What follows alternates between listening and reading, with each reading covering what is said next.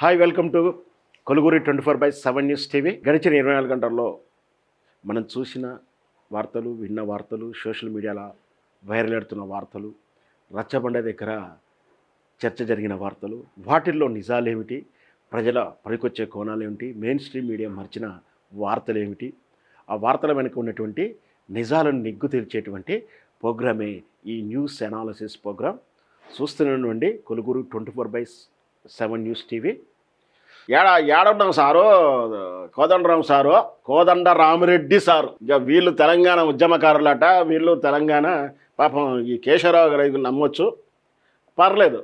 ఆయన చేసిన సహాయం తక్కువ చిన్నదేం కాదు, ఆయన ఇచ్చిన భరోసా తక్కువేం కాదు. ఉద్యమ సమయంలో కాంగ్రెస్ కోటరీలో, కాంగ్రెస్ బలమైనటువంటి కోటరీ కమిటీలో తెలంగాణ వాణి వినిపించి, తెలంగాణ వాదాన్ని వినిపిస్తూ వాళ్ళని అనుక్షణం పావులు కదిలిపేలా వాళ్ళలో మైండ్ సెట్ చేసేటప్పుడు కేసీఆర్ వాడుకున్నటువంటి హ్యాండ్ ఎవరన్నట్టు కేశవరావు గారు.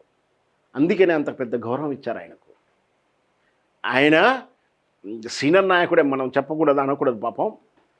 ఆయనమే ప్రజారంజకంగా మాస్ ఫాలోయింగ్ ఉన్న నాయకుడేం కాదు, నిలబడితే గెలుస్తాడని గ్యారంటీ ఉన్నటువంటి నాయకుడేం కాదు ఈ పరిస్థితుల్లో. ఇప్పుడు గెలుస్తారులేండి, క్రెడిబిలిటీ, కేసీఆర్ క్రెడిబిలిటీ ఉంది కాబట్టి. సో అట్లాంటి ఆయన నిర్ణయాత్మక నిర్ణయాలు చేయడంలో కేసీఆర్ వేసిన పాచికలు ఈయన త్రో వేసుకొని చేశాడు. కాబట్టి తెలంగాణ ఏర్పాటు నిర్ణయాత్మక వ్యూహాలలో కాంగ్రెస్ అధిష్టానంలో వాళ్ళ మెదళ్ళు కంట్రోల్లో ఉంచుకోవడం కానీ, వాళ్ళని డైవర్ట్ చేయడం కానీ చాలా ఉపయోగపడ్డాడు అనేది ఇంటర్నల్ టాక్. సో ఈయన పేరుకే తెలంగాణ ఉద్యమకారుల జేఏసీ చైర్మన్లా ఉంటాడు. ఈయన ఉద్యమ తీరును కేసీఆర్ పంథాలను విభేదించి మళ్ళీ అప్పుడు పాలకుల పాచికలకు భలే ఒత్తాసు పలుకుతూ తెలంగాణ ఉద్యమాన్ని దారి తప్పించే ప్రయత్నం చేసినటువంటి ద్రోహి. అందుకే నేను ఆయనని తెలంగాణ ద్రోహి కిందికి లెక్కేస్తాను, కోదండరాం సార్ని. ఆయన జేఏసీ పేరు మీద చేసిన నాటకం బీజేపీకి, కాంగ్రెస్కు పావుగా మారి తెలంగాణ ఉద్యమాన్ని నీరుగారుస్తానికి ఎత్తుగడలేశాడు. కేసీఆర్ వెత్తిగడలకు దూరంగా వెళ్ళిపోయాడు. కేసీఆర్ తెలంగాణ వచ్చడానికి చేస్తే ఇక్కడ ఈయన తెలంగాణ ఉద్యమాన్ని ఆగి నీరుగార్చడం చేశాడు. అట్లాంటి ఆయన 10 సంవత్సరాల తెలంగాణ అభ్యుదయంలో కన్నుగుట్టి ఈరోజు నోరు మూసుకొని మౌనంగా వహిస్తూ, ఇంతకుముందు చెప్పాను 4 తరాలు గోసిపడుతుంటే ఎక్కడ దాక్కున్నావు కోదండరాం సార్? ఇప్పుడు ఉద్యమకారుల పేరు మీద వచ్చారు, మళ్ళీ ఇప్పుడు చేతులు ఎత్తేసారు వీళ్ళు. ఏకంగా తెలంగాణ ఉద్యమకారులకు మేము ఇల్లు ఇస్తాం, నిధులు ఇస్తాం, నిపులు ఏమో ఇస్తామని చెప్పి కళ్ళబుర్రలు కబులు చెప్పారు కదా. వాటి గురించి గల్లా పెట్టి అడిగితే సిగ్గుపోతుందని ఒక కమిటీ ఏర్పాటు చేసి వీళ్ళని కూర్చోబెట్టారు.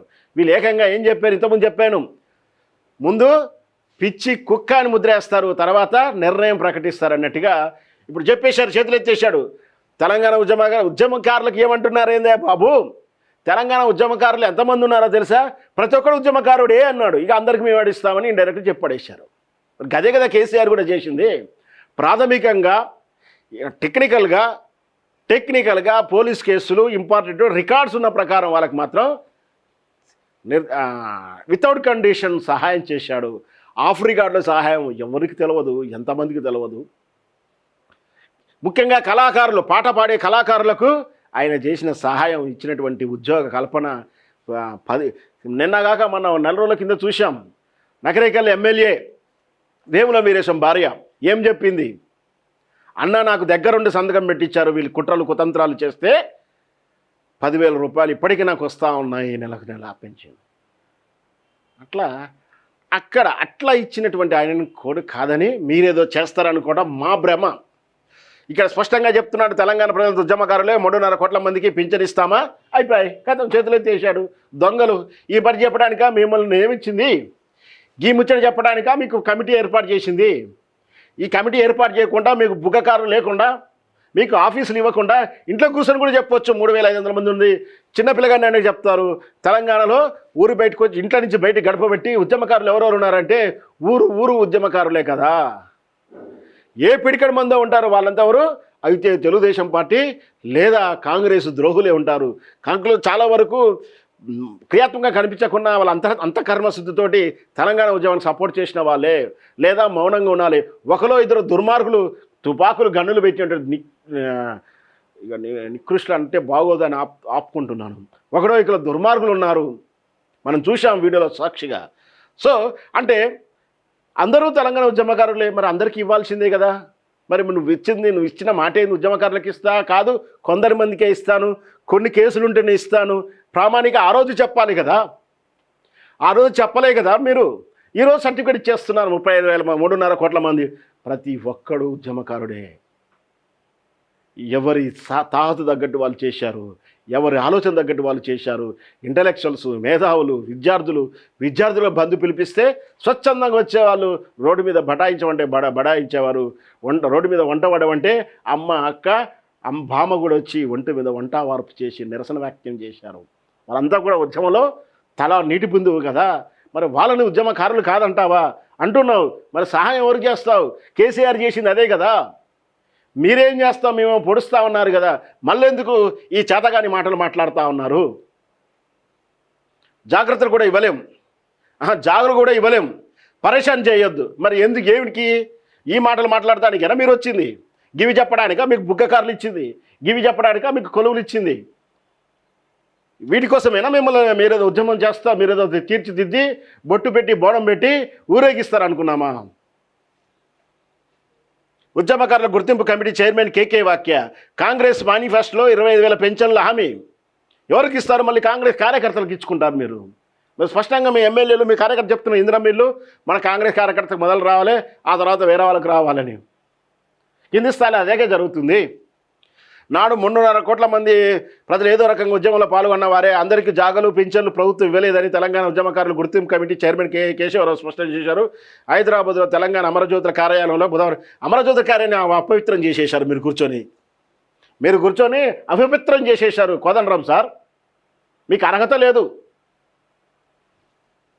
హైదరాబాద్లో తెలంగాణ అమరజ్యోతుల కార్యాలయంలో బుధవారం నాడు ఉద్యోగుల గుర్తింపు కమిటీ సమావేశం నిర్వహించింది. ఈ కార్యక్రమంలో జేఎన్టీయూ, తెలంగాణ మహాత్మా గాంధీ యూనివర్సిటీ పిల్లలంతా కూడా విద్యార్థి చేసి పాల్గొన్నారు. ఏ సందర్భంగా కేకే మంట ఉద్యమకారుల సంక్షేమ ఇది జరిగింది. మరి ఈ పాడడానికి మీరెందుకు, మీ కమిటీలు ఎందుకు? పైగా అమరవీర జ్యోతి భవనంలో కూర్చున్నారు, దాన్ని అపవిత్రం చేస్తున్నారు. కోదండరాం సార్, జర చూసుకోండి.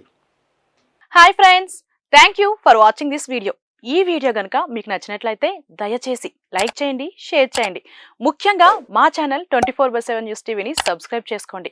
ఆ తర్వాత మీ విలువైన అభిప్రాయాల్ని, మార్పులు, చేర్పులు, కావాల్సిన వీడియో ఏమన్నా ఉంటే మన వీడియో కింద కామెంట్ సెక్షన్లో కామెంట్ రూపంలో తెలియజేయండి. నమస్కారం, సాయిదంచిక మాట్లాడుతున్నాను. ప్లీజ్ సబ్స్క్రైబ్, షేర్, లైక్ చేయండి 24/7 టీవీ ఛానల్.